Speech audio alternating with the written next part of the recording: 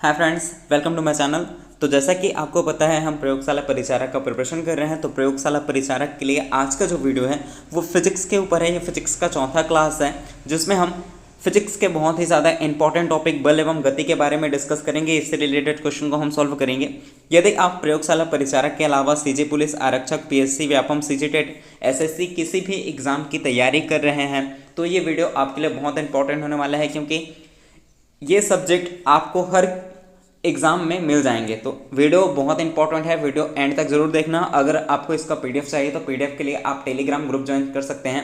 Link आपको description में मिल जाएगा। पीडीएफ के लिए कोई भी चार्ज आपको देना नहीं पड़ेगा, पीडीएफ फ्री ऑफ कॉस्ट है। आप टेलीग्राम ग्रुप से सारे पीडीएफ को फ्री ऑफ कॉस्ट बिना किसी चार्ज के पा सकते हैं। तो आइए बिना किसी देरी के वीडियो स्टार्ट करते हैं। हमने 50 तक के क्वेश्चन को इससे पहले वीडियो में सॉल्व कर रखा है। ये एक्चुअली बल एवं गति का थर्ड पार्ट है, ठीक है। तो हम 51 से स्टार्ट करेंगे, ध्यान रखेंगे। आगे बढ़ते हैं। हमारा जो क्वेश्चन दिया गया है, ऊर्जा का सबसे सुरक्षित स्रोत है।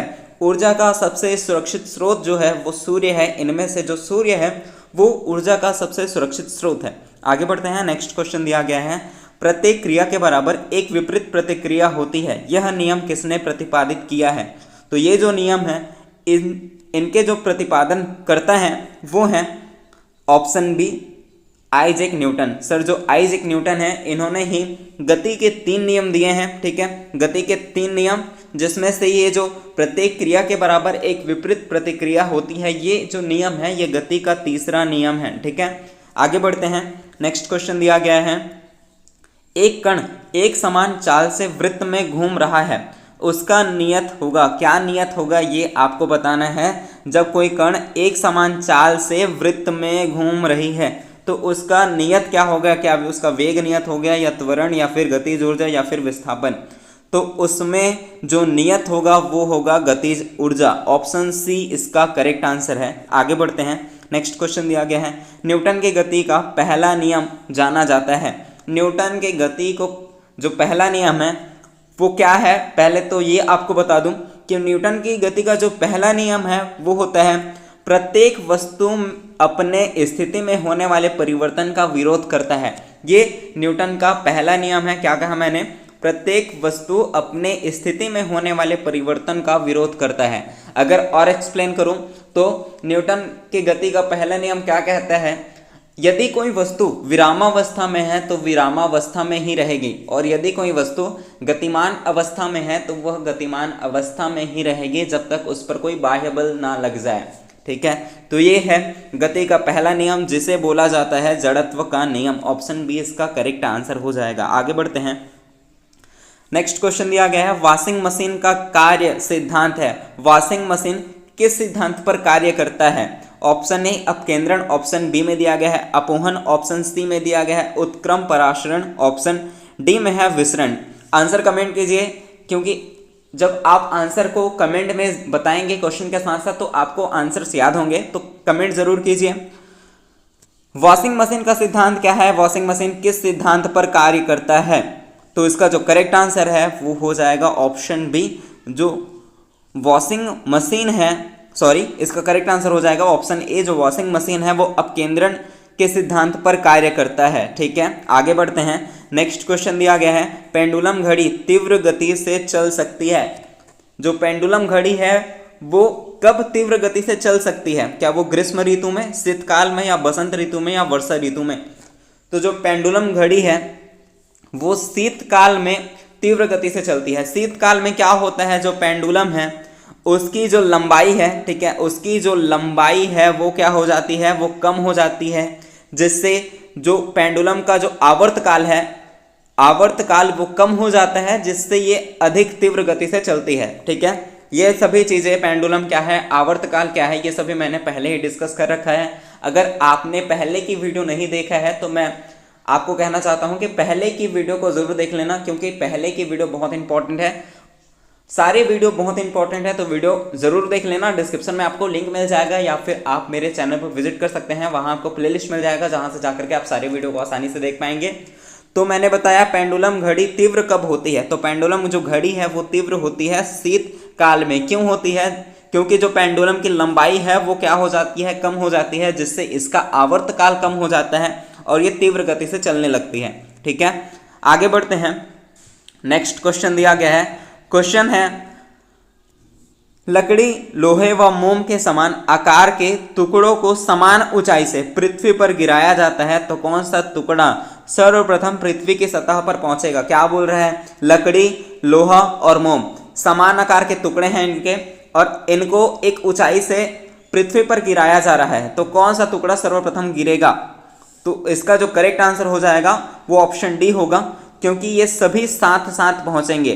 ठीक है, जो लकड़ी, लोहा और मोम के जो टुकड़े को समान ऊंचाई से पृथ्वी पर गिराई जाए तो सभी एक साथ पहुंचेंगे, ध्यान रखेंगे। आगे बढ़ते हैं। नेक्स्ट क्वेश्चन दिया गया है, क्वेश्चन है अंतरिक्ष यात्री निर्वात में सीधे खड़े नहीं हो सकते क्योंकि गुरुत्व नहीं होता, वायुमंडल में श्यानता बल बहुत तीव्र होती है, सौर वायु ऊपर की ओर बल लगाती है, वायुमंडलीय दबाव बहुत कम होता है। तो जो अंतरिक्ष यात्री है वो निर्वात में सीधे खड़े नहीं हो सकते। इसका रीज़न क्या है, तो इसका जो करेक्ट रीज़न है वो है ऑप्शन ए। जो अंतरिक्ष है उसमें गुरुत्व नहीं होता, जिसकी वजह से जो अंतरिक्ष यात्री हैं वो निर्वात में सीधे खड़े नहीं हो सकते। ठीक है, आगे बढ़ते हैं। नेक्स्ट क्वेश्चन दिया गया है, क्वेश्चन है हवा में लोहे और लकड़ी की समान भार की गेंद को समान ऊंचाई से गिराने पर क्या होगा। समान ऊंचाई से क्या बोल रहा है, हवा में। ठीक है, हवा में लोहे और लकड़ी की समान भार के गेंद को समान ऊंचाई से गिराने पर क्या होगा। तो इसका जो करेक्ट आंसर हो जाएगा वो ऑप्शन सी होगा, लकड़ी की गेंद बाद में गिरेगी। ठीक है, जो लोहे की गेंद है वो पहले गिरेगी, जबकि लकड़ी की जो गेंद है वो बाद में गिरेगी। ठीक है, आगे बढ़ते हैं। नेक्स्ट क्वेश्चन दिया गया है, क्वेश्चन है अपने कक्ष में एक उपग्रह पृथ्वी के चक्कर लगाता रहता है, वह ऐसा निम्न में से किस कारण करता है। क्या बोल रहा है क्वेश्चन में, अपने कक्ष में एक उपग्रह, जैसे हमारा ये पृथ्वी है। ठीक है, ये हमारा पृथ्वी है। अब इसमें क्या करता है, जो उपग्रह चंद्रमा है, ठीक है, ये चक्कर लगाते रहता है। ठीक है, तो ये किस वजह से ऐसा करता है, इसमें कौन सा बल कार्य करता है। क्या वो अपकेंद्रीय बल है, या फिर केंद्राभिमुखी बल है, या फिर गुरुत्वाकर्षण बल, या इसकी कमी है, या फिर कोई अन्य बल है।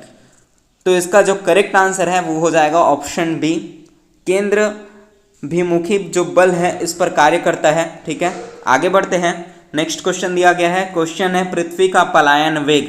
पृथ्वी का पलायन वेग कितना होता है, 15.0 किलोमीटर पर सेकेंड, या फिर 21.1 किलोमीटर पर सेकेंड, या फिर 7.0 किलोमीटर पर सेकेंड, या फिर 11.2 किलोमीटर पर सेकेंड। तो सबसे पहले पलायन वेग क्या होता है वो समझ लेते हैं। पलायन वेग क्या होता है, वह वेग जिसमें किसी वस्तु को फेंका जाने पर वस्तु गुरुत्वाकर्षण की सीमा को पार कर जाए। ठीक है, क्या बोला मैंने, जैसे हम किसी भी वस्तु को ऊपर की ओर फेंकते हैं। ठीक है, ये जैसे हमने किसी भी वस्तु को क्या किया, ऊपर की ओर फेंका, तो ये क्या होता है, वापस वो नीचे की ओर गिरता है। ठीक है, वापस नीचे गिर जाता है। लेकिन हम यदि इसको एक निश्चित वेग में, सबसे अधिक वेग में अगर फेंके तो ये क्या करेगा, ये मान लेते हैं गुरुत्वाकर्षण का सीमा है। ठीक है, एक ऊंचाई जाने तक ही गुरुत्वाकर्षण मिलता है आपको। यदि हम उस गुरुत्वाकर्षण की सीमा को पार कर दे, उस वेग से फेंकें कि वस्तु जो है वो गुरुत्वाकर्षण की सीमा को पार कर दे, तो वही जो वेग है जिससे कोई भी वस्तु गुरुत्वाकर्षण की सीमा को पार कर दे, ठीक है, तो वो क्या कहलाता है, पलायन वेग कहलाता है। क्या कहा मैंने, समझ में आया, वह वेग जिसमें किसी वस्तु को फेंका जाने पर वस्तु गुरुत्वाकर्षण की सीमा को पार कर जाए। ठीक है, वही कहलाता है पलायन वेग। अब हम देखते हैं कि पलायन वेग का मान कितना होता है। तो पलायन वेग जो होता है वो 11.2 किलोमीटर पर सेकेंड होता है। ध्यान रखेंगे, इंपॉर्टेंट क्वेश्चन है। आगे बढ़ते हैं। नेक्स्ट क्वेश्चन दिया गया है, किसी पिंड का भार, ऑप्शन ए, पृथ्वी तल पर सब जगह समान होता है, ध्रुवों पर सर्वाधिक होता है, विषुवत रेखा पर अधिक होता है, मैदानों की अपेक्षा पहाड़ों पर अधिक होता है। तो किसी पिंड का जो भार है वो क्या होता है, ध्रुवों पर सर्वाधिक होता है। ऑप्शन डी इसका करेक्ट आंसर है। ठीक है, ध्रुवों पर क्या होता है, जो ध्रुव हैं उन पर गुरुत्वीय त्वरण का मान सर्वाधिक होता है, जिसकी वजह से जो पिंड का जो भार है वो अधिक होता है। समझ में आया? आगे बढ़ते हैं। नेक्स्ट क्वेश्चन दिया गया है, एक पिंड का अधिकतम भार निम्नलिखित में से किसमें होता है। पिंड का जो भार है वो सबसे ज़्यादा किसमें होगा? क्या वो वायु में अधिक वजन होगा, या फिर जल में, या फिर हाइड्रोजन, या फिर नाइट्रोजन? तो किसी भी पिंड का जो भार है वो हाइड्रोजन में सर्वाधिक होता है। ठीक है, किसी भी पिंड का अधिकतम भार हाइड्रोजन में होता है। यह द्रव्यमान तथा गुरुत्वीय त्वरण का गुणनफल होता है। क्या होता है? द्रव्यमान तथा गुरुत्वीय त्वरण का गुणनफल। क्या कहा मैंने? समझ में आया? आगे बढ़ते हैं। नेक्स्ट क्वेश्चन दिया गया है, क्वेश्चन है, जब कोई वस्तु ऊपर से गिराई जाती है तो उसका भार होता है। यदि हम किसी वस्तु को ऊपर से गिरा रहे हैं तो उसका भार क्या होगा? शून्य होगा, अपरिवर्तित होगा, परिवर्तनशील होगा, या सभी गलत हैं? तो इसका जो करेक्ट आंसर है वो हो जाएगा ऑप्शन बी, अपरिवर्तित रहता है। ठीक है, आगे बढ़ते हैं। नेक्स्ट क्वेश्चन दिया गया है, क्वेश्चन है, कृत्रिम उपग्रह पृथ्वी से सुस्पष्टता से ट्रैक किया जा सकता है। किसके द्वारा ट्रैक किया जा सकता है? क्या डॉपलर प्रभाव द्वारा, रडार द्वारा, सोनार द्वारा, प्लसर द्वारा? तो कृत्रिम उपग्रह पृथ्वी से सुस्पष्टता से ट्रैक किया जा सकता है, वो होता है डॉपलर प्रभाव द्वारा। ऑप्शन ए इसका करेक्ट आंसर हो जाएगा। आगे बढ़ते हैं। नेक्स्ट क्वेश्चन दिया गया है, एक ट्रेन जैसे ही चलना प्रारंभ करती है। ठीक है, क्या बोल रहे हैं? एक ट्रेन जैसे ही चलना आरंभ करती है उसमें बैठे हुए यात्री का जो सिर है वो पीछे की ओर झुक जाता है। इसका क्या कारण है? हमने अपने दैनिक जीवन में इसको महसूस किया होगा। जैसे हम किसी भी वाहन, जैसे बस हो गया या ट्रेन हो गया, किसी में बैठते हैं तो जब बस या ट्रेन जो है वो चलना प्रारंभ करती है, अचानक से जो चलना प्रारंभ करती है, तो हम जो बैठे रहते हैं तो हमारा जो बॉडी है, जो हमारा सर है, वो पीछे की ओर हो जाता है। तो इसका कारण क्या है? तो इसका जो करेक्ट कारण है वो है ऑप्शन ए, स्थिरता का जड़त्व, या जड़त्व का नियम, या गति का पहला नियम आप कह सकते हैं। ठीक है, हमारी जो बॉडी होती है वो विरामावस्था में होती है, लेकिन जब ये जैसे ट्रेन या बस जब चलती है तो हमारा शरीर भी उसमें गतिमान होने के लिए प्रेरित करता है। ठीक है, तो हम जब विरामावस्था में थे और उसमें अचानक से परिवर्तन हुआ है। ठीक है, यह गति का पहला नियम है। क्या बताया था मैंने? गति का पहला नियम, प्रत्येक जो वस्तु है वो अपने में परिवर्तन का विरोध करती है। ठीक है, यदि कोई वस्तु विरामावस्था में है तो विरामावस्था में ही रहेगी, और यदि कोई वस्तु गतिमान अवस्था में है तो वह गतिमान अवस्था में ही रहेगी। ये मैंने आपको बताया था, गति का पहला नियम। ठीक है, तो इसका जो करेक्ट आंसर है वो ऑप्शन ए होगा। समझ में आया? आगे बढ़ते हैं। नेक्स्ट क्वेश्चन दिया गया है, सड़क पर चलने की अपेक्षा बर्फ पर चलना कठिन होता है। क्या रीज़न है कि हम सड़क पर आसानी से चल सकते हैं लेकिन बर्फ पर हमें चलना कठिन होता है सड़क की अपेक्षा? तो इसका जो करेक्ट आंसर है वो बर्फ में सड़क की अपेक्षा घर्षण कम होता है। हमने देखा होगा कि बर्फ का जो सतह है वो एकदम चिकना होता है, उसमें कोई घर्षण नहीं होता, लेकिन जो सड़क पर होता है, सड़क पर जब हम चलते हैं तो उसमें घर्षण होता है। यही इसका रीज़न है, बर्फ में सड़क की अपेक्षा घर्षण कम होता है, जिसकी वजह से सड़क पर चलने की अपेक्षा बर्फ पर चलना कठिन होता है। समझ में आया? आगे बढ़ते हैं। नेक्स्ट क्वेश्चन दिया गया है, क्वेश्चन है, निम्नलिखित में से कौन सी ध्वनि आवृत्ति मानव कर्ण द्वारा सुनी नहीं जा सकती? ध्वनि की बात हो रही है, कौन सी आवृत्ति है जो मानव कर्ण द्वारा सुनी नहीं जा सकती? तो हम कहाँ से कहाँ तक की आवृत्ति को सुन सकते हैं ये आपको पता होना चाहिए। तो हम जो सुन सकते हैं वो 20 हर्ट्ज से लेकर के 20,000 हर्ट्ज तक। ठीक है, 20,000 हर्ट्ज तक के हम ध्वनि को सुन सकते हैं, ये आपको याद रखना है। तो इसमें आपको 80, 100, 500 या 5,000, ये आपको 20 से 20,000 तक के अंदर है, लेकिन जो 50,000 है वो ऊपर की ओर है। चूँकि हम 20 से 20,000 तक के आवृत्ति को ही सुन सकते हैं, और इसमें क्या बोला गया था? मानव कर्ण द्वारा सुनी नहीं जा सकती, तो ऑप्शन ई है जो 50,000 है वो उसकी जो उस ध्वनि की जो आवृत्ति है हमें सुनाई नहीं देगा। ठीक है, आगे बढ़ते हैं। नेक्स्ट क्वेश्चन दिया गया है, लिफ्ट में किसी व्यक्ति का वास्तविक भार उस भार के बराबर होगा। लिफ्ट में यदि कोई व्यक्ति है उसका भार जो है उसके आभासी भार, यहाँ पे प्रिंट मिस्टेक होगा, लिफ्ट में किसी व्यक्ति का वास्तविक भार उसके, यहाँ पे आएगा उसके आभासी भार। ठीक है, उसके आभासी भार के बराबर होगा। जब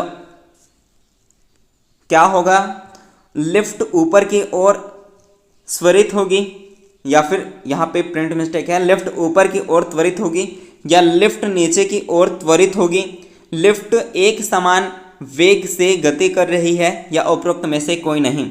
ठीक है, कहीं कहीं पे प्रिंट मिस्टेक होगा, लेकिन मैं जो बोल रहा हूँ वो स्पष्ट है, आप उसमें से समझ सकते हैं।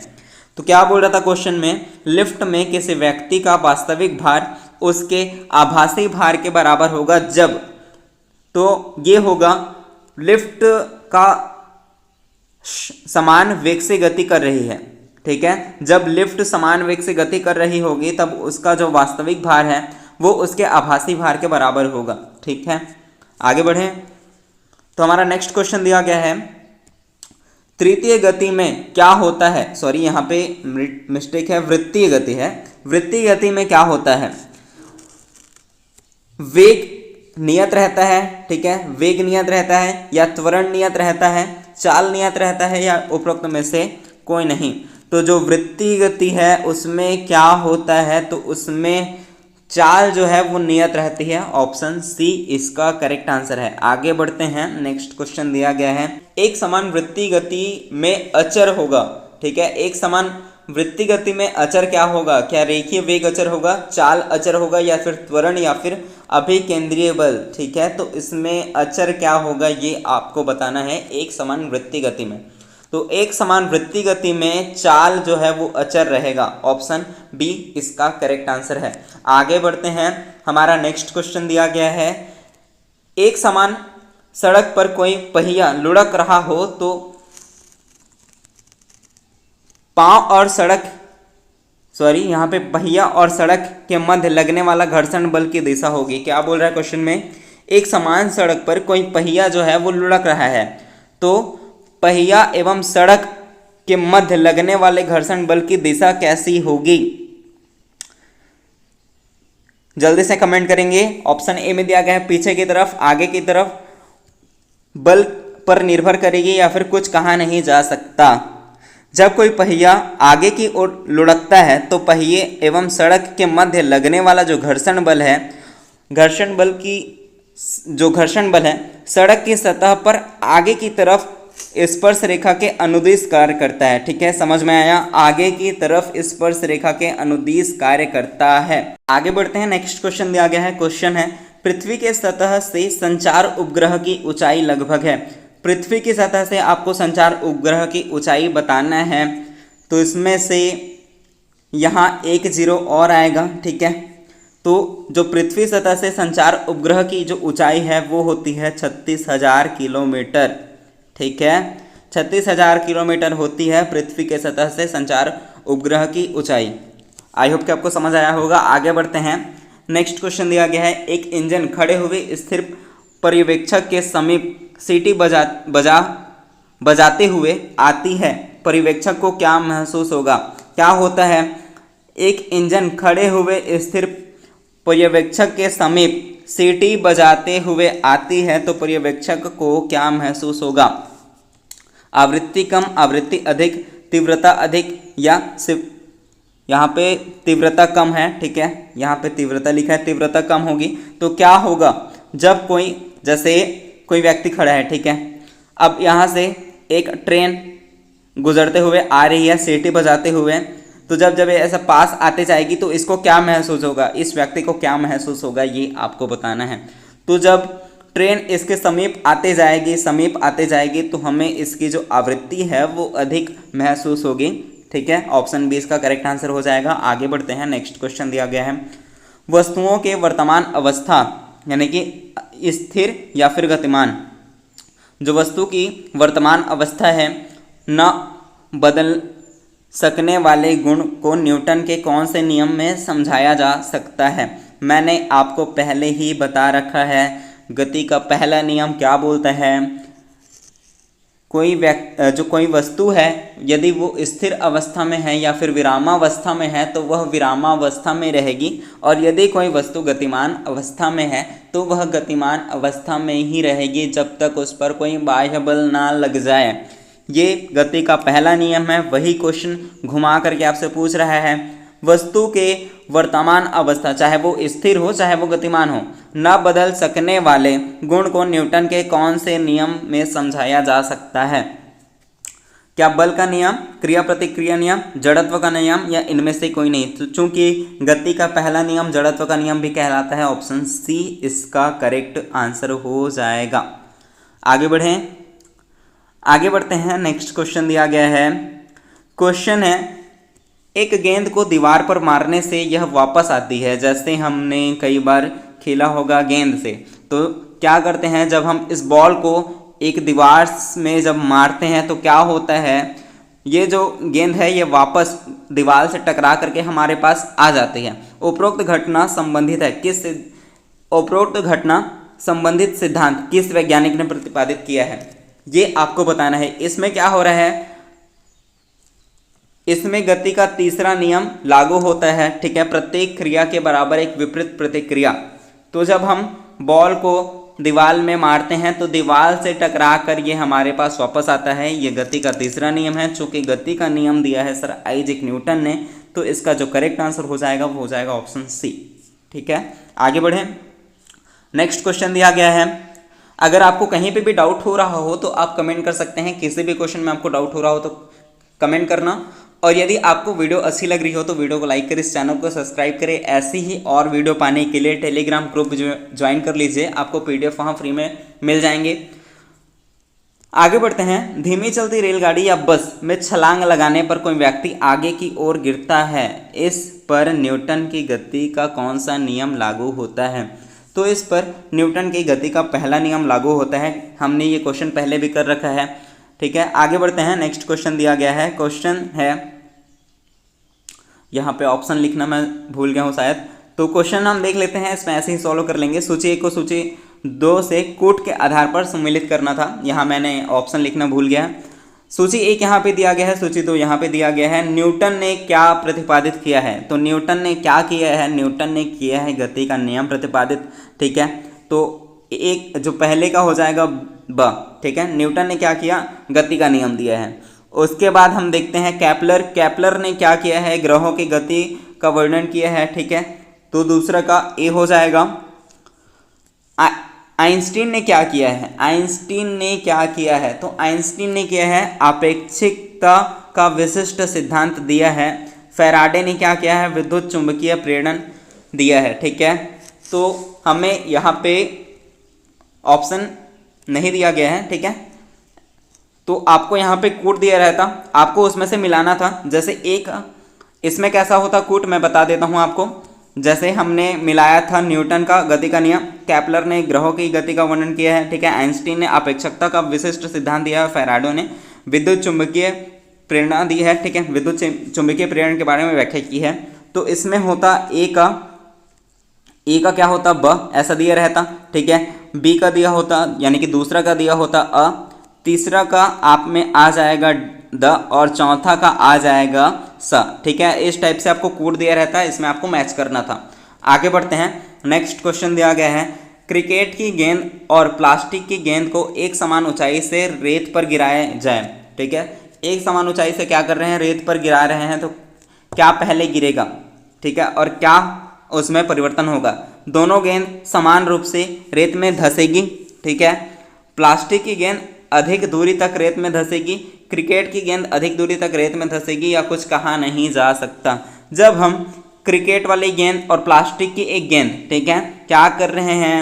क्रिकेट वाली गेंद और एक गेंद ले लेते हैं प्लास्टिक वाली, इसको क्या कर रहे हैं? रेत में गिरा रहे हैं, ठीक है। इन दोनों को हम रेत में गिरा रहे हैं। तो ये जो रेत है, ठीक है, इसमें क्या होगा? जो दोनों गेंद है वो समान रेत में धंस जाएंगी, ठीक है, अंदर धंस जाएंगी समान दूरी तक। या फिर प्लास्टिक की गेंद अधिक दूरी तक धंसेगी, या फिर क्रिकेट की गेंद अधिक दूरी तक धंसेगी, या कुछ कहा नहीं जा सकता। तो इसका जो करेक्ट आंसर है, इसका वजन ज़्यादा है, ठीक है। क्रिकेट वाली गेंद का जो वजन है वो ज़्यादा होगा, इसलिए क्रिकेट की गेंद अधिक दूरी तक धंसेगी। ऑप्शन सी इसका करेक्ट आंसर हो जाएगा। आगे बढ़ते हैं। आई होप कि आपको समझ आ रहा होगा। क्वेश्चन दिया गया है बल गुणनफल है। बल किसका गुणनफल होता है? तो इसके लिए एक ट्रिक आप याद रख सकते हैं, ठीक है। बल हमें किससे मिलता है, ठीक है। तो बल हमें मिलता है मास से, ये आप याद रखेंगे, मास से। m से हो जाएगा इसमें मास यानी कि द्रव्यमान, और a से एक्सेलरेशन यानी कि त्वरण। तो जो बल गुणनफल होता है वो द्रव्यमान और त्वरण का गुणनफल होता है। यहाँ पे त्वरण लिखना चाह रहा था, वो मिस्टेक हो गया होगा प्रिंटिंग में। तो द्रव्यमान और त्वरण इसका करेक्ट आंसर हो जाएगा। ट्रिक आप याद रखेंगे, बल हमें कौन देती है? तो बल हमें मास से मिलती है। ये फॉर्मूला है बल बराबर द्रव्यमान गुणित त्वरण, ठीक है। आगे बढ़ें। नेक्स्ट क्वेश्चन दिया गया है, निम्न कथनों पर विचार करना है, ठीक है। यहाँ पे बोला गया है एक तीक्ष्ण वृत्ताकार पथ पर तीव्र गति से जाता हुआ 4 पहियों वाला वाहन। ऑप्शन ए दिया, पहला पॉइंट दिया गया है बाहरी पहियों पर उल्टेगा, अंदर के पहियों पर उल्टेगा, बाहर की तरफ फिसलेगा, या फिर अंदर की तरफ फिसलेगा। इसमें से कथन कौन सा सही है ये आपको बताना है, कौन सा कथन सही है। तो इसमें से क्वेश्चन पहले ध्यान से पढ़ते हैं, क्वेश्चन का क्या कह रहा है। निम्न कथनों पर विचार करना है। तीक्ष्ण वृत्ताकार पथ पर तीव्र गति से जाता हुआ 4 पहियों वाला वाहन, ठीक है। तो उसमें क्या होगा, जो कथन 2 दिया गया है और कथन जो 3 दिया गया है, इसमें से ये दोनों करेक्ट हैं, ठीक है। कथन 2 में क्या दिया गया था? अंदर के पहियों पर उल्टेगा, बाहर की तरफ फिसलेगा। ये दोनों करेक्ट आंसर है, इसलिए ऑप्शन सी इसका करेक्ट आंसर हो जाएगा। दूसरा और तीसरा पॉइंट सही है, ठीक है। आगे बढ़ें। नेक्स्ट क्वेश्चन दिया गया है। क्वेश्चन है एक ट्रेन जैसे ही चलना प्रारंभ करती है, ठीक है। एक ट्रेन क्या करती है? जैसे ही चलना प्रारंभ करती है, उसमें बैठे हुए यात्री का सिर जो है पीछे की ओर झुक जाता है। ये हमने ऑलरेडी सॉल्व कर रखा है। इसमें गति का पहला नियम लागू होता है, ठीक है, जो कि स्थिरता का जड़त्व है। ऑप्शन ए इसका करेक्ट आंसर है। आगे बढ़ते हैं। नेक्स्ट क्वेश्चन दिया गया है। क्वेश्चन है हवाई जहाज की यात्रा करते समय पेन से स्याही निकालने, जब हम हवाई जहाज में यात्रा करते हैं, ठीक है, तो उसमें जो अगर हम पेन पकड़े रहते हैं तो उसमें से जो स्याही है वो ऑटोमेटिक बाहर निकलने लगती है। इसका कारण क्या है? तो जब हम हवाई जहाज में बैठते हैं तो वायुमंडल जो दाब है, वायुमंडलीय जो दाब है उसमें कमी आने लगती है, ठीक है, जिसके कारण जो पेन से जो स्याही है वो बाहर निकलने लगती है। ऑप्शन ए इसका करेक्ट आंसर है। आगे बढ़ते हैं। वस्तु की मात्रा बदलने पर अपरिवर्तित रहेगा। वस्तु की मात्रा बदलने पर अपरिवर्तित रहेगा। क्या अगर हम बदल रहे हैं तो क्या चीज़ जो है वो अपरिवर्तित रहेगा? अगर हम किसी भी वस्तु की मात्रा को बदल रहे हैं, चाहे वो हम बढ़ा रहे हैं चाहे घटा रहे हैं, लेकिन एक ऐसा चीज़ है जो अपरिवर्तित रहेगा, वो इनमें से क्या है? क्या आयतन है, भार है, या फिर यहाँ पे द्रव्यमान है, ठीक है। कहीं कहीं पे प्रिंट मिस्टेक है, एक्चुअली ये भार लिखा है, यहाँ पे द्रव्यमान लिखा है, और ये घनत्व आयतन। कौन सी ऐसी चीज़ है जो अपरिवर्तित रहेगा, ठीक है। यदि किसी वस्तु की अगर हम मात्रा में बदलाव किया जाता है, ठीक है, यदि किसी वस्तु की मात्रा में बदलाव किया जाता है तो वस्तु का जो द्रव्यमान है तथा आयतन समान अनुपात में परिवर्तित होगा, जबकि जो घनत्व है वो अपरिवर्तित रहेगा, ठीक है। ऑप्शन डी इसका करेक्ट आंसर है। आगे बढ़ते हैं। नेक्स्ट क्वेश्चन दिया गया है। कथन ए दिया गया है हमें लोहे का एक